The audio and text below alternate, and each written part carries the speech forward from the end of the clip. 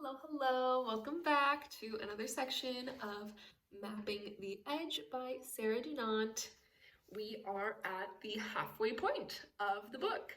So, if you are just joining us for the first time, first of all, hi, I'm Julie. I read books over here. Thanks for joining us. If you want to follow along with the rest of this book, subscribe so you can catch the rest.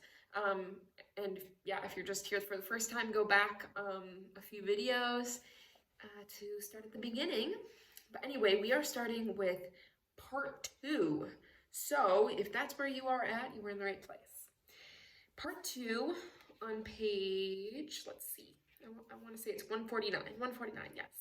So if you are liking this, give me a little thumb, comment what you're thinking so far, and let's get into it. Page 149. Home, Saturday, p.m. Maybe she only came to me because my body was the right shape, its softness and angles in the same places as her mother, and because at times of stress everyone needs familiar comforts. I think Paul was hurt that she chose me over him, but his voice had been so insistent and anxious through the telephone receiver. He was sensitive enough not to argue with her decision. We were sitting in the garden, her on my lap, a glass of fizzy water in front of her on the table, a piece of leftover chicken in her hands. She was telling us a story. It was not the first time we had heard it, but since it changed fractionally with every telling, we needed to be sure. Although she was, I have no doubt, disturbed by the event, there was also a sense of occasion about it, and she was not unaware of her place at the center of it. We had got to the bit where we were asking her questions. Same facts, different angles. She must have been surprised it was you who picked up the phone, I said brightly. Yes, she asked me if I was in bed. I hope you told her that you were, said Paul with mock severity. Yes, but I said I wasn't asleep yet. I gave her a small squeeze. You were when I looked in. I had my eyes closed, she said solemnly. I'm very good at that. And she definitely said that she'd called earlier? She nodded. She had already grown tired of this one, but Paul kept returning to it. Did you tell her we hadn't got the message? She shrugged and nodded again, but it was hard to know whether that was because she had told Anna or because it was what Lily thought we wanted to hear. But she said she'd be back soon, me this time trying to shift the subject. Yes. On Monday? Paul again. Lily frowned. I think so. She said she was going to pick me up from school. Because the planes were full until then? She nodded impatiently, though it was clear she didn't have a clue. I noticed her jaw tighten as if she was clenching her teeth, a warning flare that she was feeling cornered. Paul, I said lightly, how about we leave it for a bit and have a cup of cocoa? And maybe a biscuit? What do you say, Lily? Mike walked back in while the kettle was boiling. He shook his head. You can't do it if it comes from abroad. They don't have the technology. But if we dialed out, they'd have an automatic record of the international number, said Paul. It's itemized on the bill. Yeah, well, that's how it works, but not the other way around. You sure? Listen, I rang the phone operator and he rang the supervisor. Maybe the police could do it, I said quietly when Lily had her attention focused on the biscuit tin. Nope, said Mike. Apparently not. I asked them that too. Jesus, and this is supposed to be the state-of-the-art technology? Paul slammed the fridge door shut. You should have asked to talk to the manager. I did, Paul. It's 10 o'clock on a Saturday night. He or she is out having a life. Hey, don't shoot the messenger, okay? Paul sighed. Sorry. He went over to where Lily was sitting and squatted down in front of her. She kept her attention stubbornly on the biscuit. Careful, Paul, I thought. Listen, little lumpalink. I know you're tired, but I just want to tell you to tell me one more time. Mummy didn't say where she was calling from, no? She shook her head, her mouth full of a chocolate chip. And you said that we were all here waiting for her, right? Stella too? Yes. And a bit of biscuit got spat out with the words. I told you that already. I know, love, I know. But can you remember exactly what you said about us? She shook her head, her jaw clamped together. I wouldn't want to be in Paul's shoes now. Silence. Lily, he prompted, then more firmly. It's important, darling. She snapped her head up at him, and her voice exploded out. I said you were in the garden, all right? She yelled. Didn't you hear me the first time? Then she flounced her body away from him, shoulders hunched right over, head down, and closing herself in her own storm, blocking out any further incoming signals. At full throttle, which luckily isn't often, Lily's temper can strip wallpaper. There is an internal incandescence to her fury. While other children shout and scream, she goes into close down, total absence, deafness like a form of civil disobedience. Paul put a hand on her knee. She jerked her leg away. As a strategy, it had got the British out of India, and it would defeat us here tonight if we didn't think fast. Once they locked horns, we'd be here for hours. I glanced at Mike over the top of his head. He made a small face, then laughed out loud. Hey, listen, Anna didn't want to talk to us because she phoned to talk to Lily, he said merrily, coming up and putting a hand on his lover's shoulders. If it had been me, I would have done the same thing. Sounds like you're jealous, Paul. Paul scowled. Lily spotted the look. She shot Mike a fast glance to check whether she was being humored, thought about it for a while, and decided to let him do it anyway. She relaxed her shoulders. I swear I saw them fall. The air around us began to move freely again. I let it circulate for a while. And I'm sure she'll call us later, I said, when I thought the coast was clear. After you're in bed. I paused. Speaking of which, do you know what time it is? She sighed, but the weather was clement now, and it was more a breeze than a harbinger of a gale. Oh, Stella, it's Sunday tomorrow, she wheedled, the old Lily back again. That's as may be, but Stella's right, it's still time for bed. Paul chipped in, looser this time. Come on, who do you want to take you up, me or her? She paused and looked at us both. Can I have another biscuit? No, we said together, laughing. She gave a shrug and pointed to Mike. He grinned. Good choice. It would be my pleasure, just so long as we don't have to read the story about the giant eating man again. She took his hand and let him lead her out. I watched them go, harmony restored. How can anyone believe that children are powerless? They know more about fighting than the average German panzer division, yet their real strength is how to make peace. Although some would no doubt find it precocious, I love the way Lily knows how to handle adults. It speaks of a certain confidence about the world, something that had always eluded me as a child, though it has to be said that circumstances were not on my side. At the door she turned. If Mummy calls again, will you wake me up? There was something I forgot to tell her. Paul nodded. Yes, of course. Up you go now, Pumpkin. I'll come and say good night in a minute. They went off together, as if it were something they did every night. I thought again of how substantial Mike had proved himself to be this evening, and how this crisis could only serve to deepen their relationship. It was interesting, seeing Paul with a younger man. In contrast to Mike's casual style, Paul's now seemed more focused, more regimented. Maybe Mike had just allowed Paul to grow older at last. It has always seemed to me that good-looking gay men carry the burden of other sexual expectations upon them to become more himself. It had also been illuminating to watch him with Lily, the upfront questioning, the domesticity, the edge of discipline along with the love.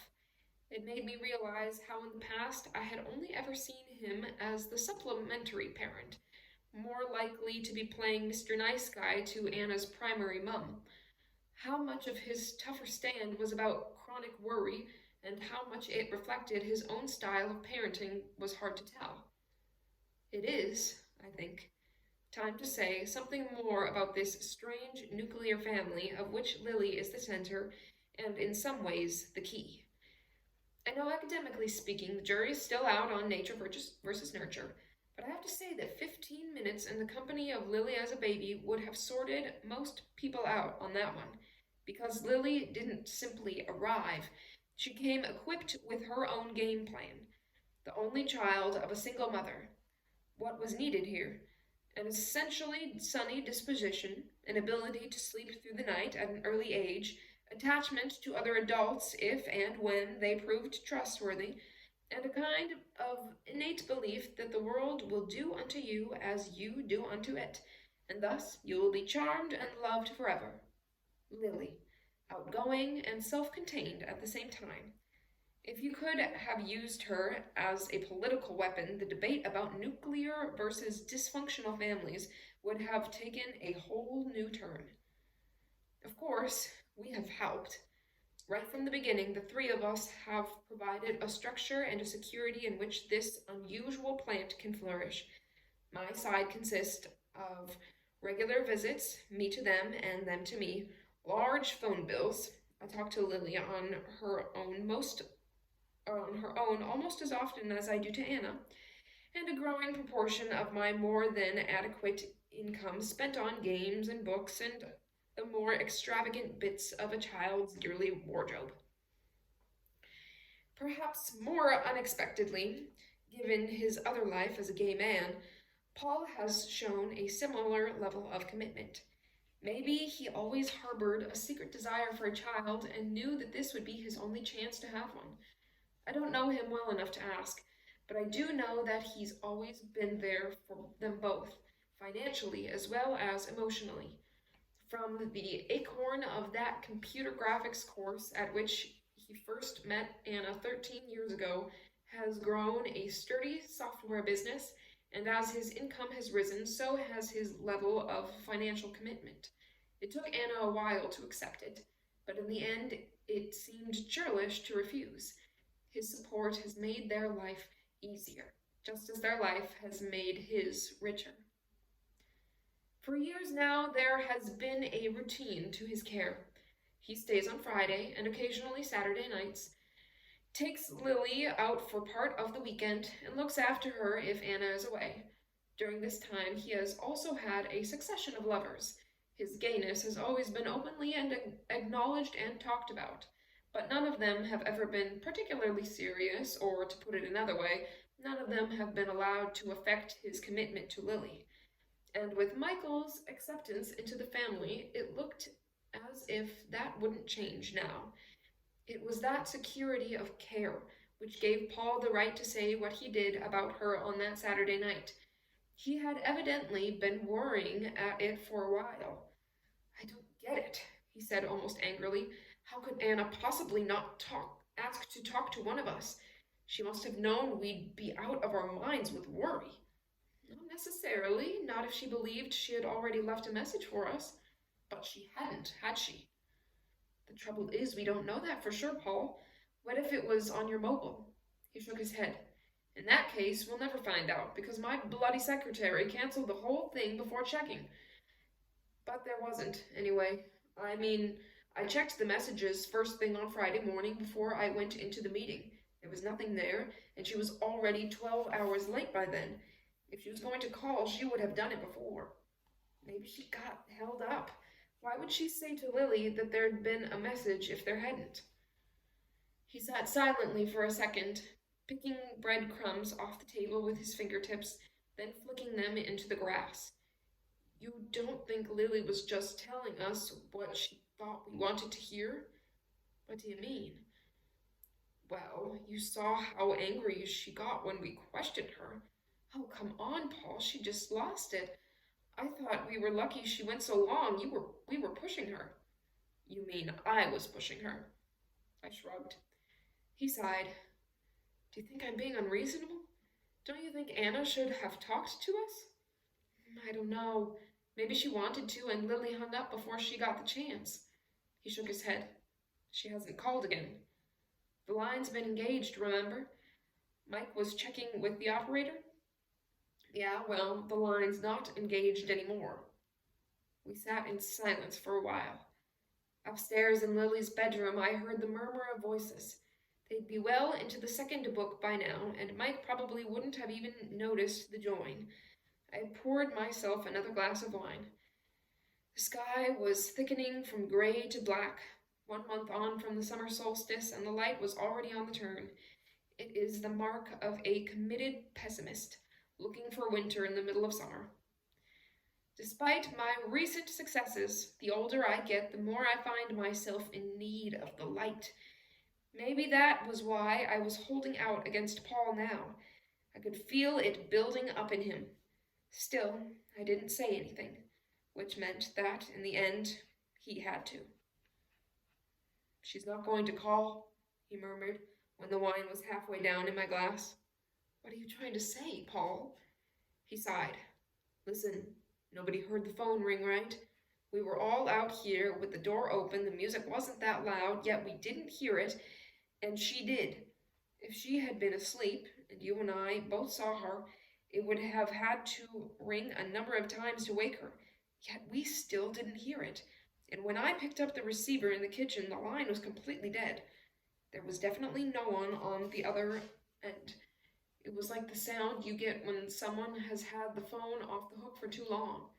"Was Lily actually talking when you found her in the hall?" "No, but that's because you were shouting down the receiver at her. Wait a minute. Are you saying you think that Lily made all this up? That it wasn't Anna on the phone?" "Look, Stella, I don't know what I'm saying. All I know is that if Anna had called, she should have talked to us, or at the very least to you, when she heard that you were here too. It doesn't make sense that she didn't, and, well, it is possible. I mean, you know what Lily's like, always wanting to make things better for everyone. I think she might have just decided to say all that because she knew we were worried. Or maybe she did it because she was worried, pretended to talk to Anna to make herself feel better. She's always been a great chatterer when it comes to fake phone calls." "Yeah, but that was when she was younger, and we all knew it was fake. She hasn't done anything like this before." "There hasn't been anything like this before, has there?" He sighed. "You and I both know that Lily's got a pretty powerful imagination. She can hold on to a story when she wants to, even when it's made up. Anna told me how she came back the other week with some number about how all the kids in her class had got chickenpox. Kept it up for ages. It was because she didn't want to do gym next day in school. Anna had to call one of the other mothers to check. Maybe she's just better at fibs than you are, I thought, though clearly it wasn't the time to say it. But this isn't the same. I mean, this evening she retold the same consistent story under questioning. It wasn't exactly a complicated one, though, was it? Mummy called, said she'd been delayed. They talked about what she'd done at the fair. Then Mummy said goodnight and that she loved her and that she'd be back soon. Nothing about where she was or why she hadn't called sooner. I'm sorry, it just doesn't sound convincing to me. And you saw how mad she got about it." I sighed. I don't know. I think in her shoes I would have gotten mad too. She's a smart kid, Paul. Somewhere underneath all this happy weekend stuff, she knows it's falling apart. I'm surprised she hasn't lost it sooner, really. We stopped talking. It occurred to me that Paul would almost certainly think that he knew Lily better than I did, and that in some ways that might indeed be true. I also knew that he was right. Lily's version of the phone call didn't completely make sense, but I really didn't want to think about what that might mean. Because, of course, it affected the next question we had to discuss. "I still think we have to tell the police," I said tentatively. He sighed. "If we didn't speak to Anna directly, I don't think we can vouch for the conversation." "Paul, they've got people working on this, out there looking for her. It really could be that she just missed a plane and you didn't get her message, in which case we're giving them false information if we don't tell them."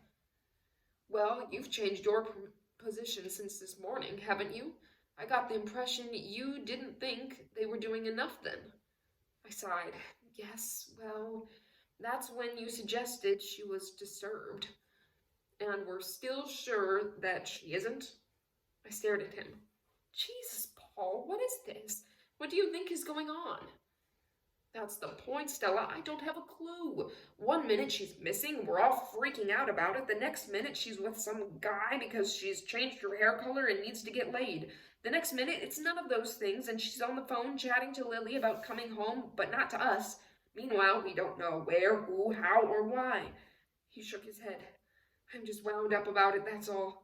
And I can't bear to see Lily in trouble. He glanced up at her bedroom window. The night light was on now, flickering in time to the dancing silhouettes. Mike would be on his way down.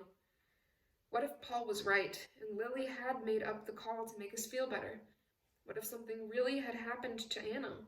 If it wasn't her on the phone, there could be no other explanation for this length of silence. The space across the table between us was filling up with the night. I put out a hand and laid it on his. What do you say we compromise? I'll carry on thinking she called. You keep thinking she didn't, but we won't decide whether or not to tell the police till tomorrow. He sighed. Okay, he said, giving my hand a brief squeeze back. I'm sorry, Estella, but this is fucking me about. Yes, I know, I feel the same. Listen, why don't you get Mike to stay here with you tonight? Lily won't care, and we both know it would be okay with Anna. He nodded. Then he said, You know, I've remembered where I saw Chris Menzies. Where? It was reporting on some mafia scandal in southern Italy, 2, maybe 3 months ago. I frowned. You don't think... What do I know? But I sure as hell don't have any other explanation. I mean, I don't think there has been anyone else. But I can't swear to it. These last couple of months have been so busy. And like I told you, I think she has been strange recently. If Mike was right... He trailed off. I shook my head. You wait. We'll tease her about all this when she gets back, just you see. Soon after that, we closed up the garden and went to bed. Nobody had called the police. Page 159. Away. Saturday p.m. You eat now. We have an agreement, remember? The mention of food churned up sour juices in the pit of her stomach, but the sound of Lily was still singing in her head, and she was scared of letting him see how shaken she was. If Anna hadn't expected her daughter to answer the phone, she'd been even less prepared for the impact of her voice, plucked from a warm bed and bursting with tales of family dinners and a Saturday spent coddled and spoiled. Terrified that if she said too much, she might break down and then he would cut them off, she had kept to her word, saying as little as possible, and when the questions came, as she knew they would, making light of missed planes and dwelling instead on her return, with promises of pickup from school gates and pizza in front of the TV.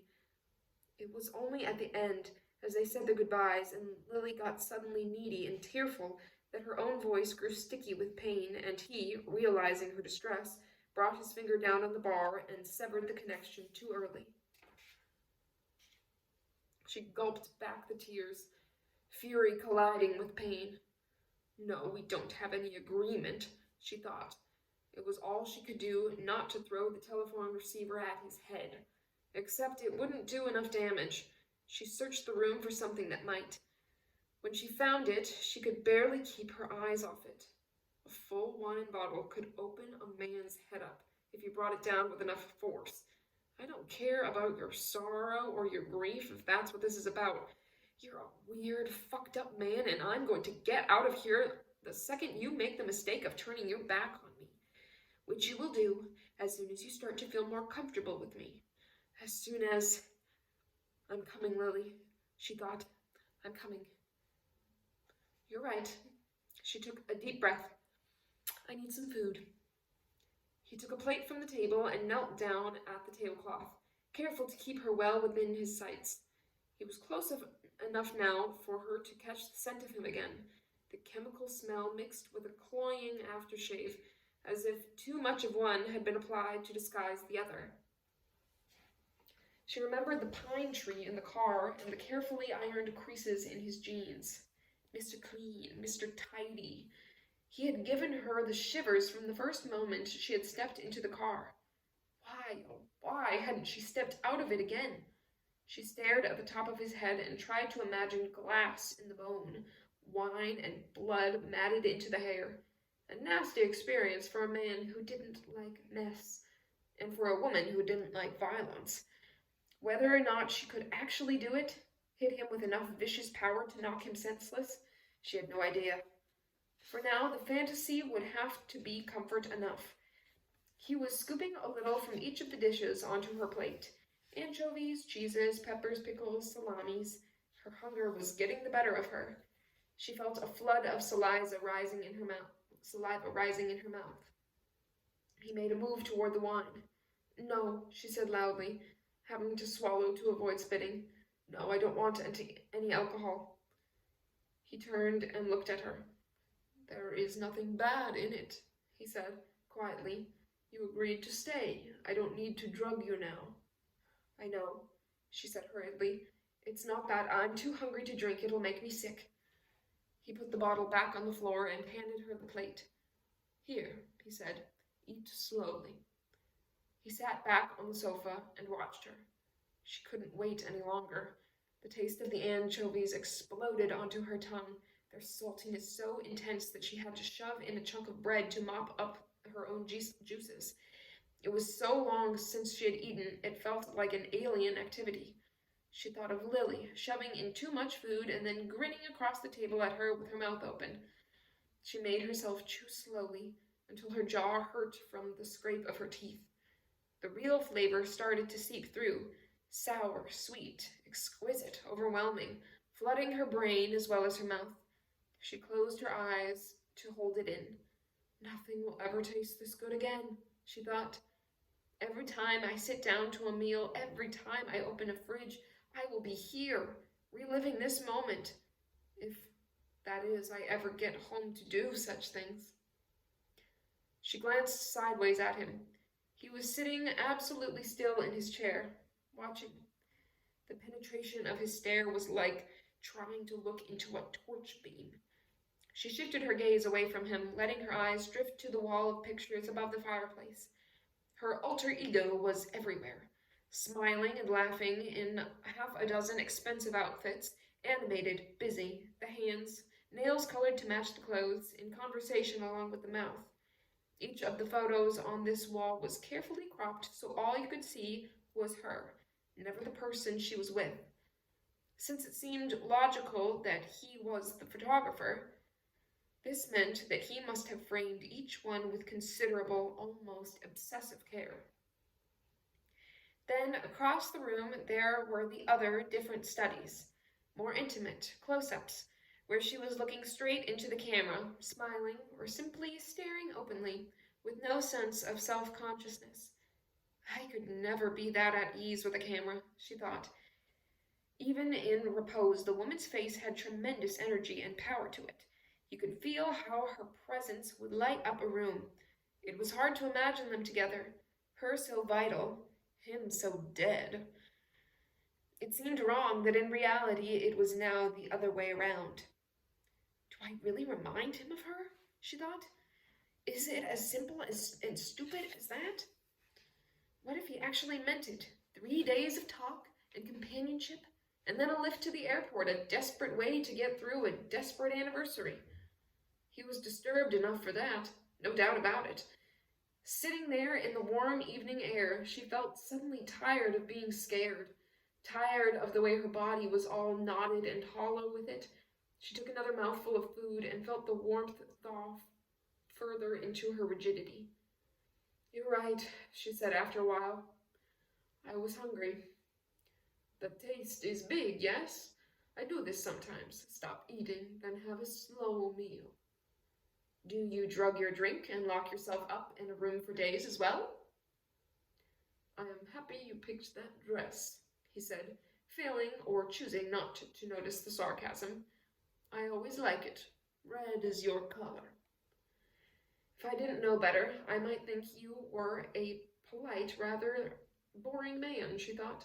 But I do know better, and so do you. "There is polish as well, you know, for the nails, in the drawer by the bed."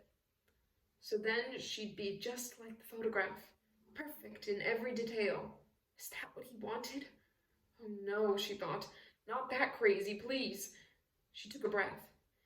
You know, we don't know each other's names. No, he said, not taking his eyes off her. I am Andreas. He didn't offer a surname. Good. I'm Anna, Anna Franklin. But then, you know that already, of course, from my passport. And my daughter is Lily. She's 6, almost 7. She paused. Do you know about children? She wanted to add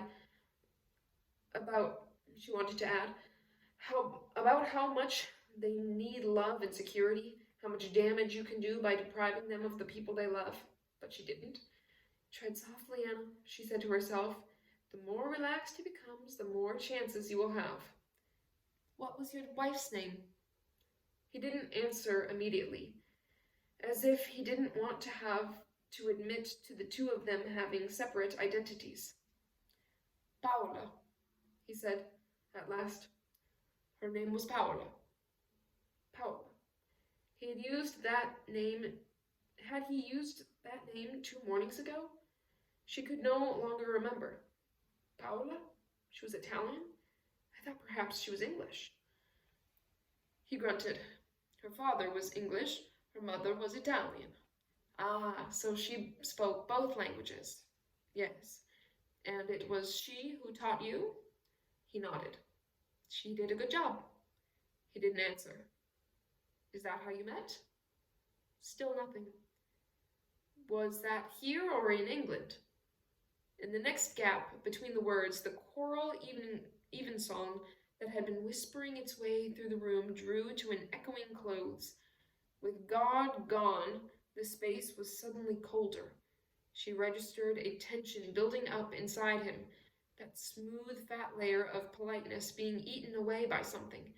Maybe it was because she was doing the talking now, taking control. Was this how they had been together? He with a ramrod stuck up his soul, she unable to thaw him? It was not inconceivable that she had died to get away from him. 6 years in an isolated house in the wilderness, it must have been like being buried alive. She glanced toward the bottle on the hearth. It was a long way away. Take your time, Anna, she thought. You may only get one chance. You know, Andreas, I'll tell you the truth. I'm scared of you. And when I'm not scared, I'm angry. I want more than anything else in the world to be home with my daughter, but you say that you won't hurt me, and that if I keep you company for a few days, you'll let me go home. In which case, we are going to spend time together. But I can't pretend to be her. I can only be myself, you understand? And for this to work, we are going to have to talk to each other, otherwise there is no point. Otherwise, I might as well go back to the room and stay there. She paused. So, why don't you tell me something about her? He gave a little grunt, then bent down and picked up the wine bottle from the edge of the grate. She watched it go. Don't panic, she thought. There will be others. He pulled the cork out and poured 2 glasses full. He offered her one. She took it this time and scooped a tiny mouthful. Like the food and the clothes, it tasted rich. How convenient, she thought, to have enough money to finance one's madness. It would be interesting to know which side of the family it came from. When I saw you in the shop, I knew you would be like this. Like what? He was still looking down at his glass, as if this conversation made him shy. Like her. I met her in that shop, the one with the horse. He shrugged. It was different then, a serious place for books, for study. She had just arrived in Florence. She had grown up in London, but her father died and she came home to be near her mother. We started talking. She spoke so perfectly in English. I knew it from school and from my business, but I wanted to learn more. She offered to teach me conversation lessons. I was not a good student. He paused. It took me a long time to get better. Long enough so she will fall in love with me too. It was the first time he had said anything that could even remotely be interpreted as humorous. She found herself almost shocked by it. She watched his face carefully.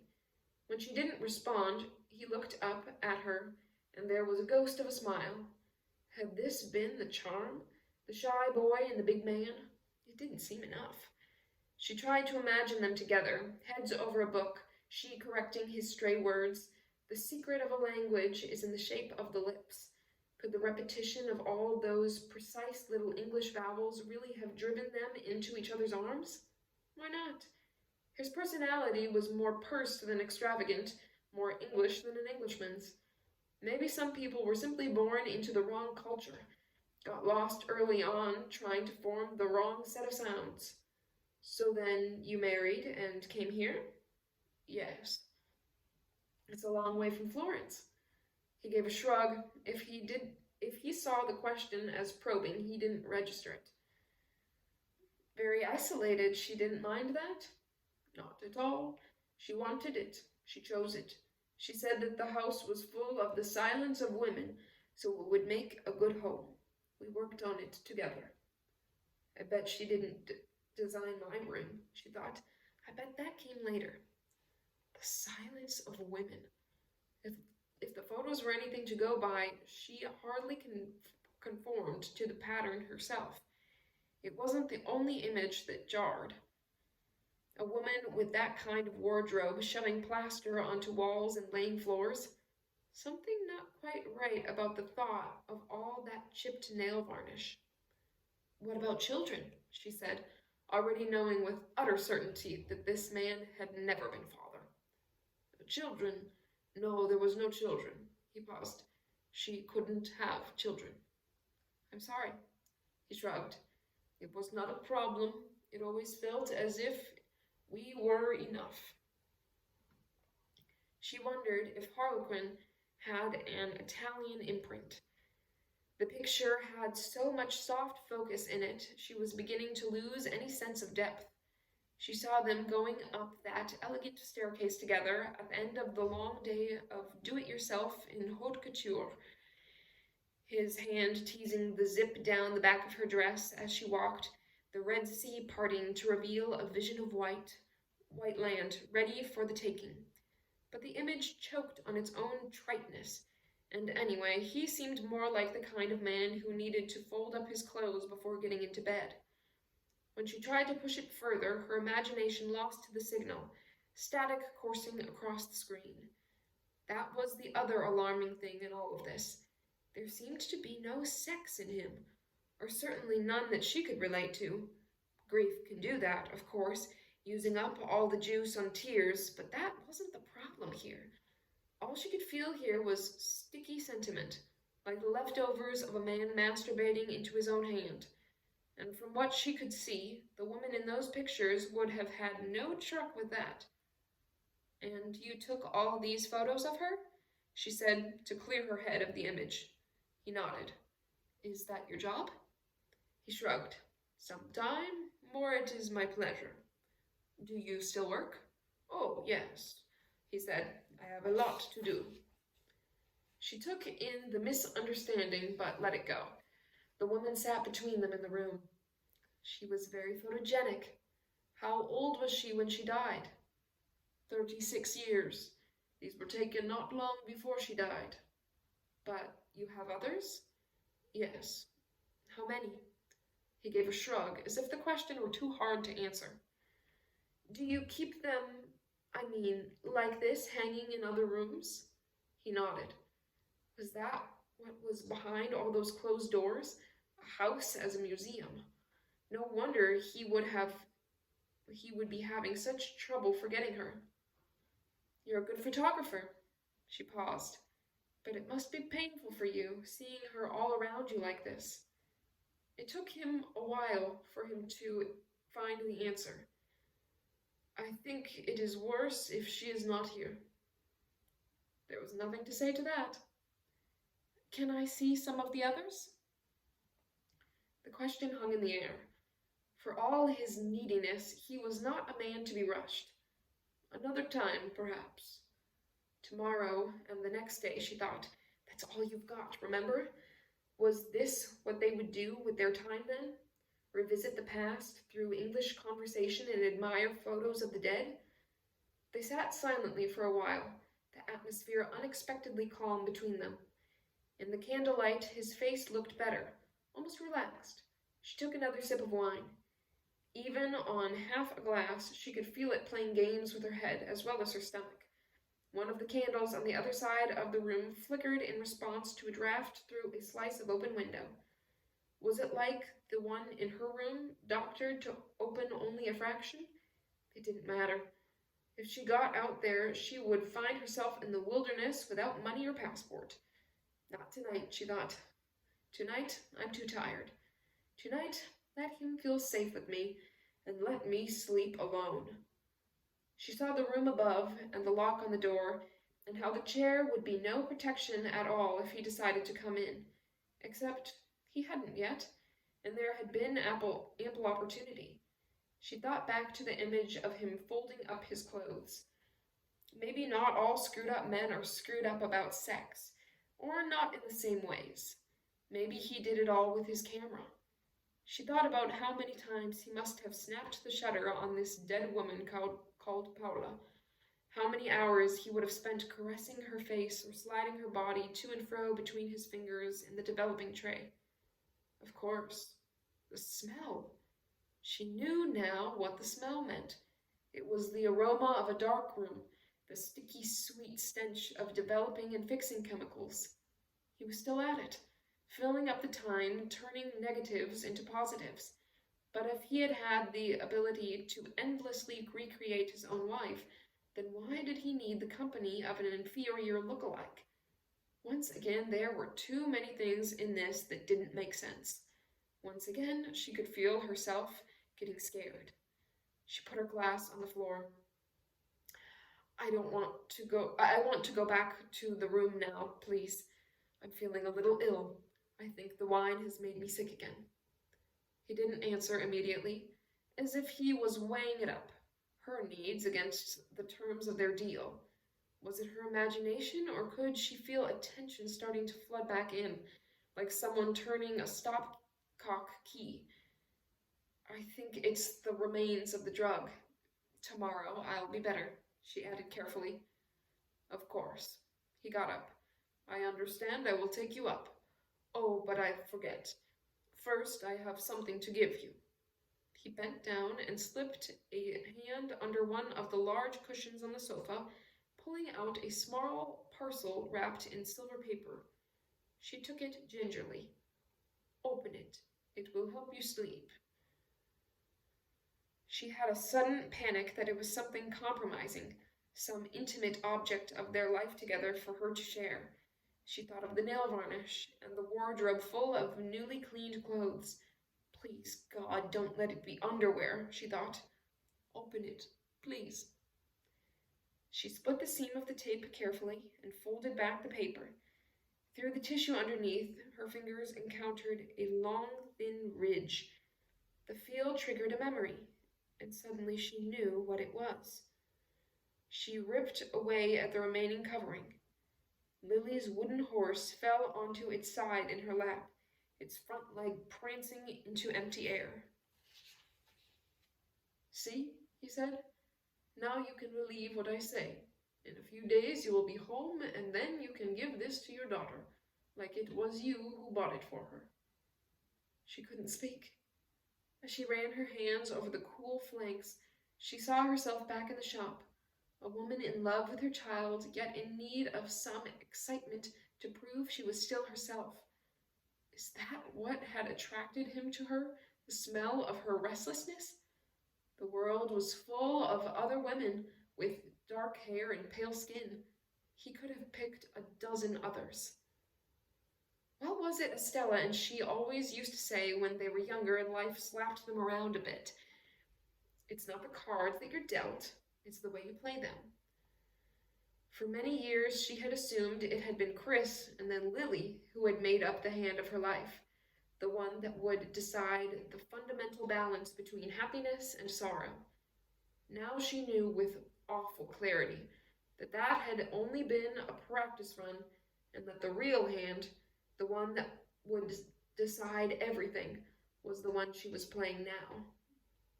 Thank you, she said, half under her breath, And she smiled, not because she necessarily believed what he had said, but because for that instant she did indeed feel grateful. "See," he said quietly, "I was right about you. Look, you even smile like her. You should do it more often." And I think that's where we will stop today. Starting next time on page 169. The next chapter is rather long, so I won't be able to get through it this time. But yeah, hope that you enjoyed this section. Oh, it's like kind of creepy. I'm not the biggest mystery fan usually, so this one is, I don't know, it just gives me the creeps sometimes. Let me know what you think, and I will see you next time. Bye.